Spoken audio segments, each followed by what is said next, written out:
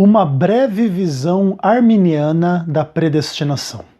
Olá, pessoal do AZ Acadêmico em especial e todos os arminianos, calvinistas e cristãos da internet que tenham interesse no tema da predestinação à luz da visão arminiana.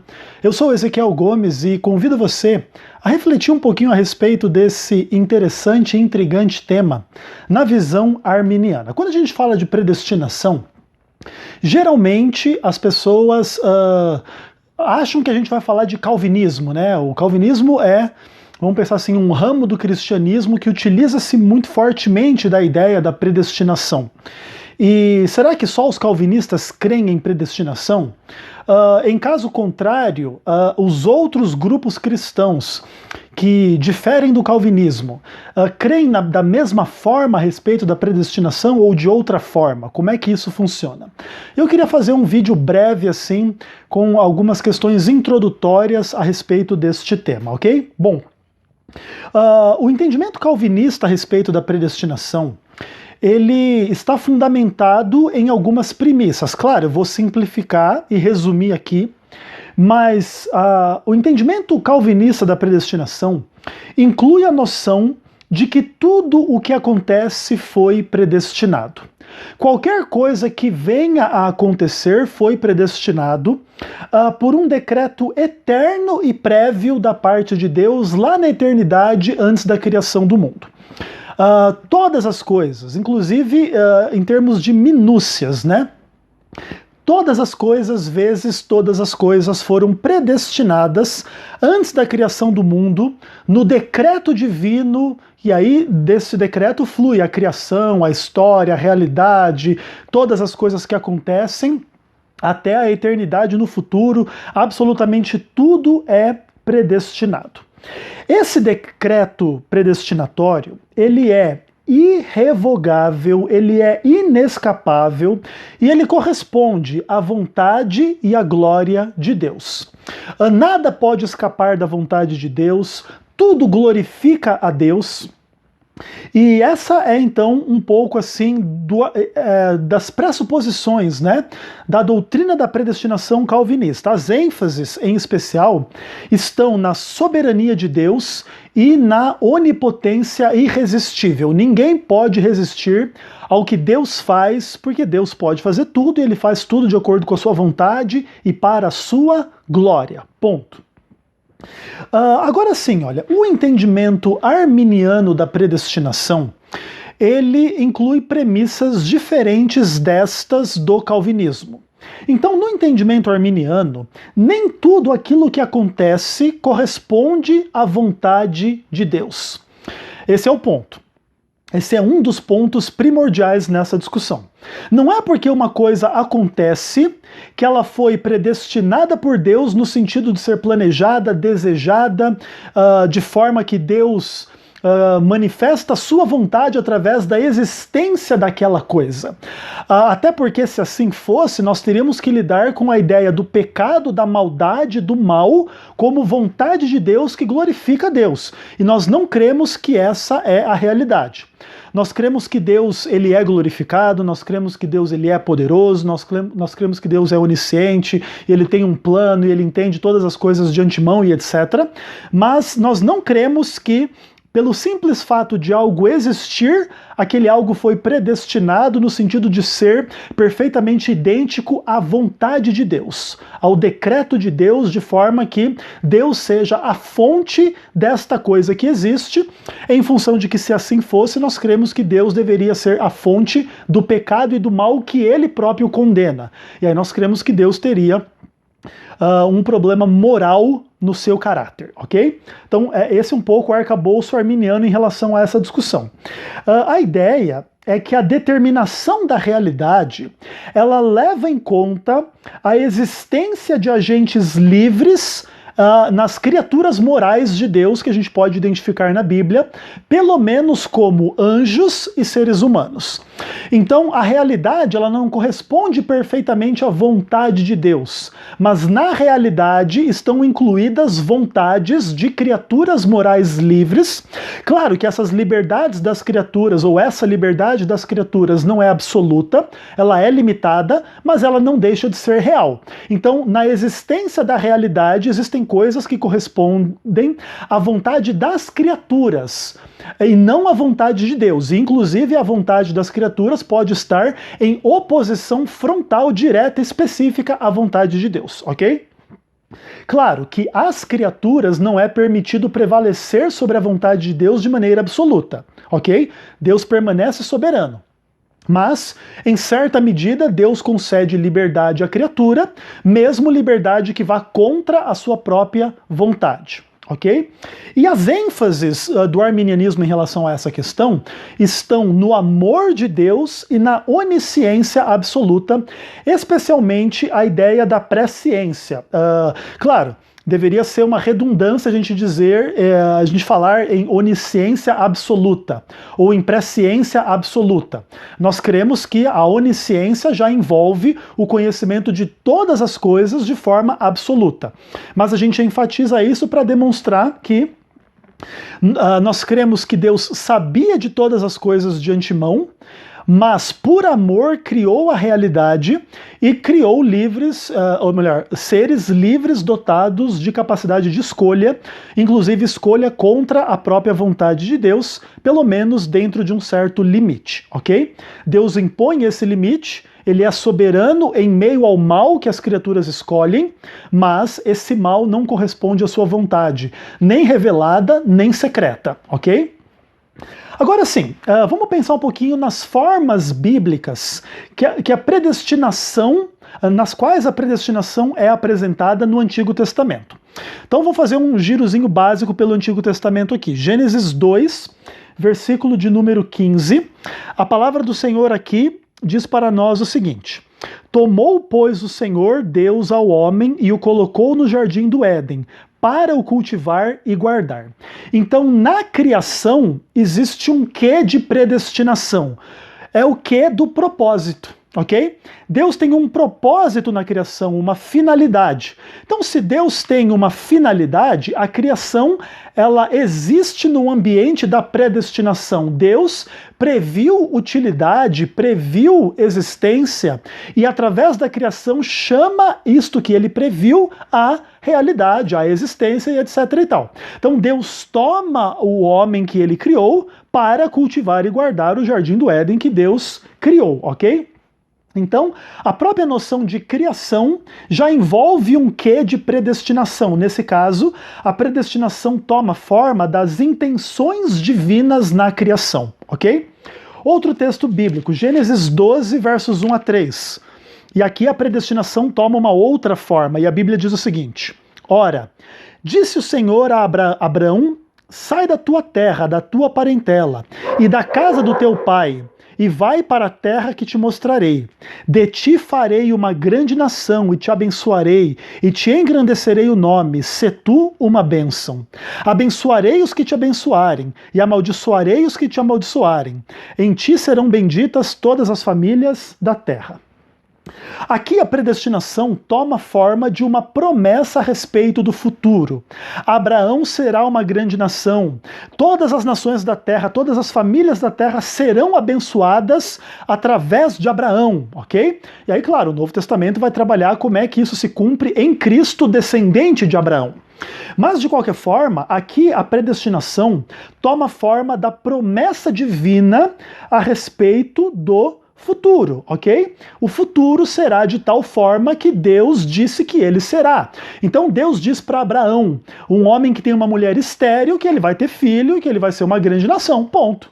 E a predestinação aqui toma uma forma de uma promessa. Deus promete para Abraão que o futuro vai ser assim, apesar das impossibilidades humanas que possam ser levantadas em objeção a esta promessa divina da predestinação a respeito do futuro, ok? Agora, a predestinação toma outras formas no Antigo Testamento. Deuteronômio, capítulo 30, texto absolutamente famoso, versos 19 e 20, e a palavra de Deus diz assim: os céus e a terra tomo hoje por testemunhas contra ti, que te propus a vida e a morte, a bênção e a maldição. Escolhe, pois, a vida para que vivas, tu e a tua descendência, amando o Senhor teu Deus, dando ouvindo a sua voz, apegando-se a ele, pois disto depende a tua vida, tua longevidade, para que habites na terra que o Senhor, sob juramento, prometeu dar a teus pais, Abraão, Isaque e Jacó. Aqui a predestinação, ela toma a forma de uma retribuição divina pela escolha humana.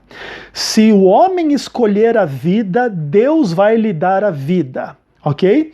Então aqui o homem tem um papel, vamos pensar assim, na predestinação da sua própria realidade. O homem, ele escolhe a sua própria realidade. Temos um pouco dessa noção também no livro de Provérbios. Por exemplo, Provérbios 11, verso 19, nesta mesma ênfase ainda, a palavra de Deus diz assim: tão certo como a justiça conduz para a vida, assim segue o mal para a morte que o faz. E no verso 10, ou no verso 29 do capítulo 10, se diz o seguinte: o caminho do Senhor é fortaleza para os íntegros, mas ruína para os que praticam a iniquidade. A ideia do texto de Deuteronômio e dos textos de Provérbios, nesse caso, é que a predestinação, ela envolve a retribuição divina pelas escolhas prévias do ser humano para levar em consideração qual é o futuro que o ser humano vai ter. Então, se o ser humano escolher o mal, o seu futuro será mal. Então, ele escolhe o seu destino previamente, de forma predestinatória. Ao escolher o mal, lá na frente, eu vou me predestinar a receber o mal, entendeu? Então essa é a noção. Se eu escolher o bem previamente, no futuro eu vou colher este bem, ok? Então aqui a predestinação toma essa forma da retribuição divina pelas escolhas humanas. E aqui é interessante a gente perceber que a predestinação ela toma ares sinergistas. Deus pede para o homem escolher a vida para que ele viva. O homem tem que fazer essa escolha para que isso aconteça. Então aqui existe um quê de sinergismo na ideia da predestinação, quando Deus e o homem se unem e o homem toma escolhas influenciadas por Deus que predestinam a sua vida no futuro, ok? Então aqui é um pouco da lógica da predestinação que não exclui a noção do sinergismo e das escolhas humanas e da responsabilidade humana sobre o seu futuro, conforme diz a palavra de Deus. Que mais? Vamos lá para o livro de Isaías, capítulo 43. E aqui a predestinação ela toma uma forma diferente.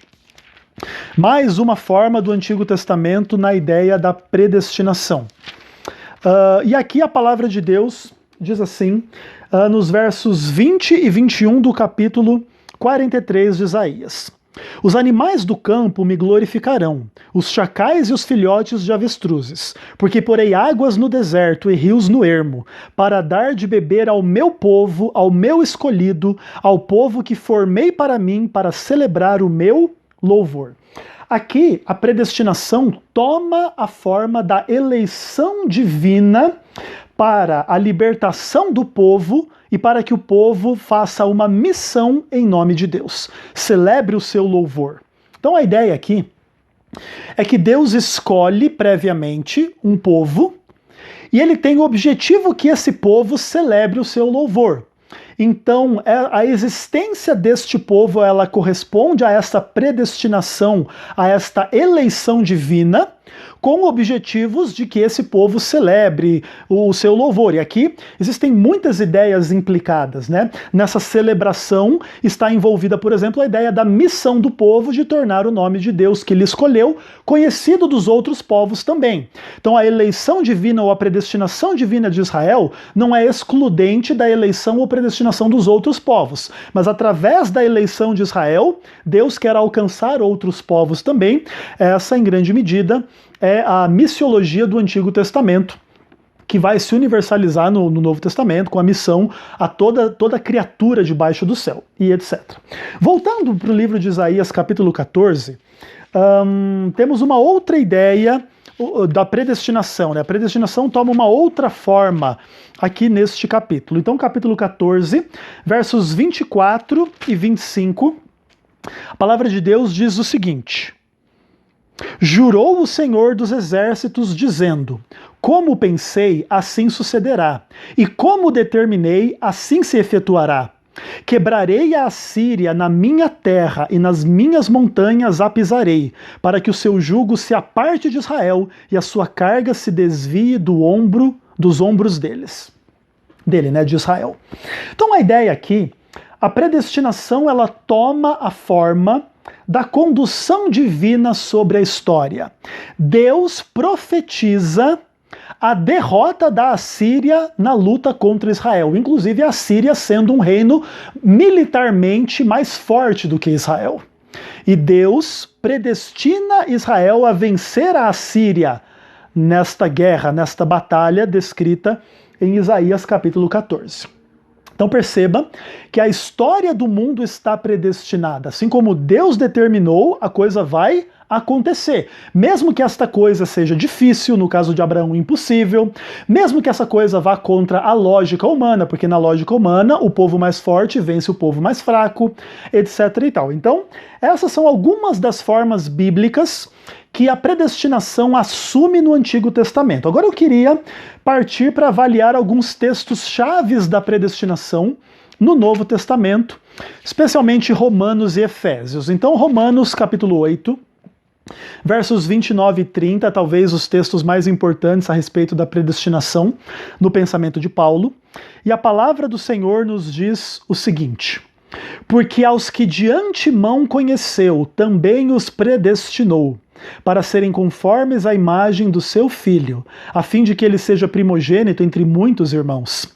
E aos que predestinou, a esses também chamou. E aos que chamou, também justificou. E aos que justificou, a esses também glorificou. O ponto-chave do entendimento arminiano de Romanos 8, dentro da ideia da predestinação, envolve a noção do conhecimento prévio em relação aos predestinados. Aqueles que Deus conheceu de antemão foram predestinados para serem conforme a imagem de Cristo. Ok?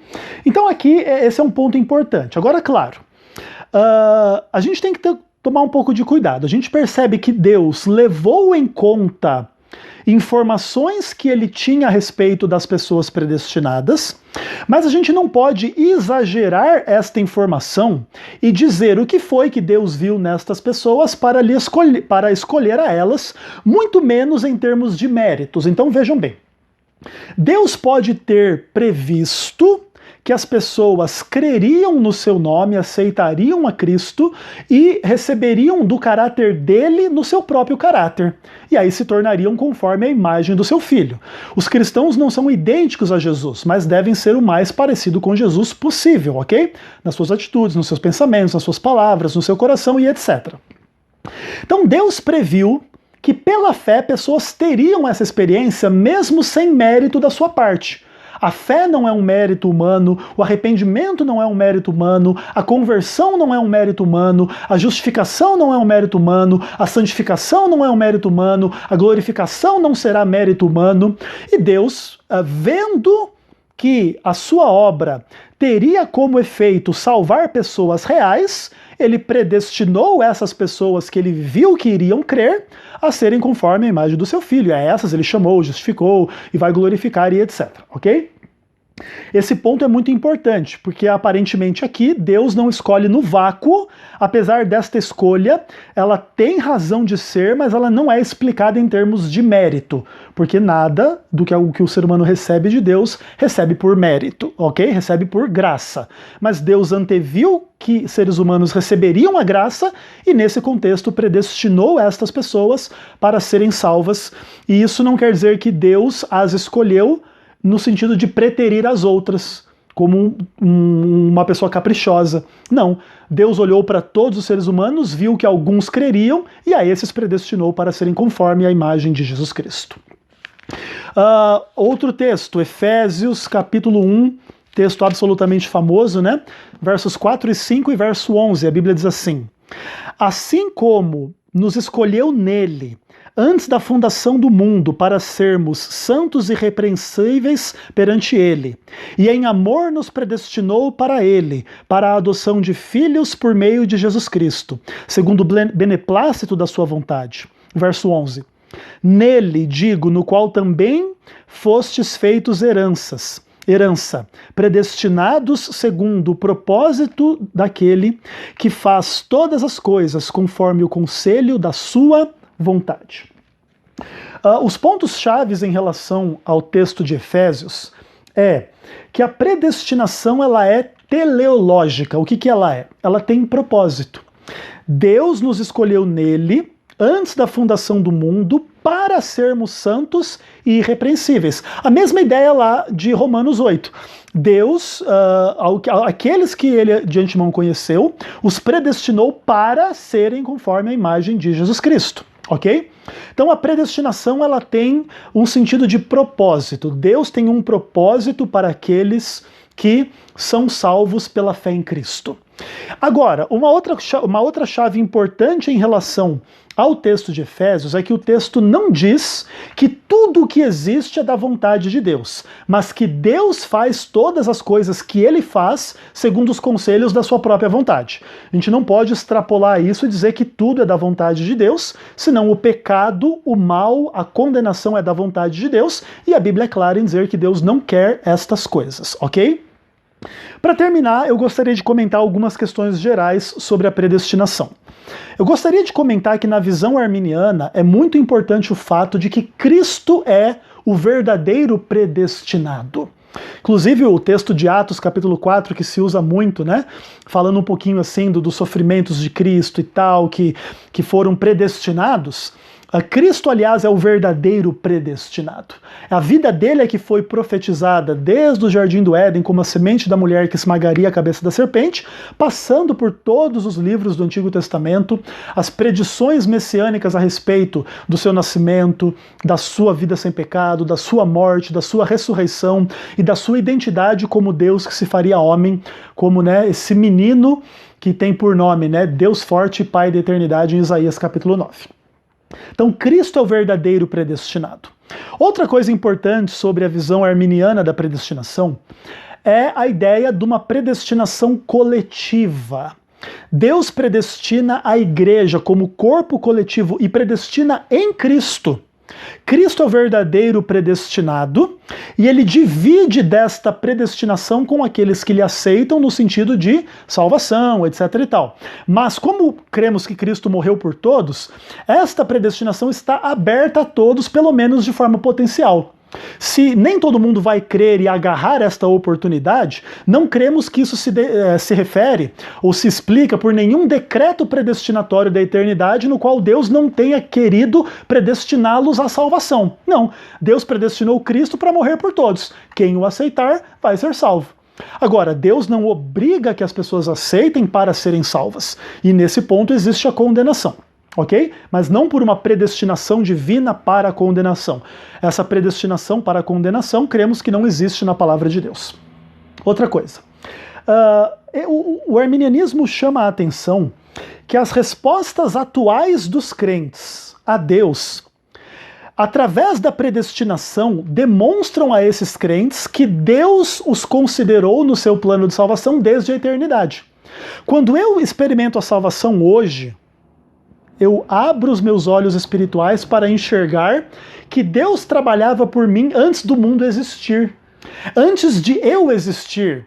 E essa é uma perspectiva maravilhosa, né? Você vê que Deus nos conhecia antes de existirmos. De forma que a gente tem a certeza que Deus perdoa os nossos pecados, por exemplo, porque ele conhecia esses pecados de antemão. E se Jesus já veio por nós e já morreu por nós, cremos que os nossos pecados têm perdão. Por quê? Porque lá na eternidade, Deus, conhecendo o nosso pecado, decidiu enviar Cristo para morrer por nós, para nos perdoar os pecados. Então veja, a predestinação nos envolve no coração de Deus na eternidade e nos dá essa revelação de quem Deus é. E o que mais? Na verdade, os problemas da predestinação são mais agudos em relação à onisciência de Deus e aos propósitos de Deus aos porquês que Deus permite o sofrimento e o mal, se ele já sabe o fim desde o princípio. Esse verdadeiramente é o problema mais grave a respeito da predestinação. Mas eu gostaria de dizer para vocês que o calvinismo não é a solução desse problema. O calvinismo faz muito barulho em nome da ideia da predestinação, mas não cremos que a interpreta de forma coerente com o caráter de Deus e com a própria revelação bíblica a respeito deste tema. Vimos claramente que Deus predestina de forma sinergística, não monergística, porque você tem que escolher a vida para que você viva. Deus não escolhe por você, ele já fez tudo para que você escolha, ele exorta que você escolha, ele capacita que você escolha e toda a glória é dele na sua escolha, mas você tem que escolher. Sem a sua escolha pela vida, você já escolheu a morte, e se você escolheu a morte, você não vai ter a vida. Ok? Espero que tenha ficado claro para vocês assim um pouco da perspectiva arminiana sobre a doutrina da predestinação. Um abraço para todo mundo aí no AZ Acadêmico, todo mundo aí no grupo Arminianismo, todos vocês aí que têm visto a teologia arminiana começar a reflorescer, vamos pensar assim, no Brasil, como uma opção séria teológica de estudo bíblico e de vindicação e compreensão da palavra de Deus e do caráter daquele que nos criou, nos amou, nos redimiu e em breve vai voltar para nos buscar e destruir o pecado e o mal.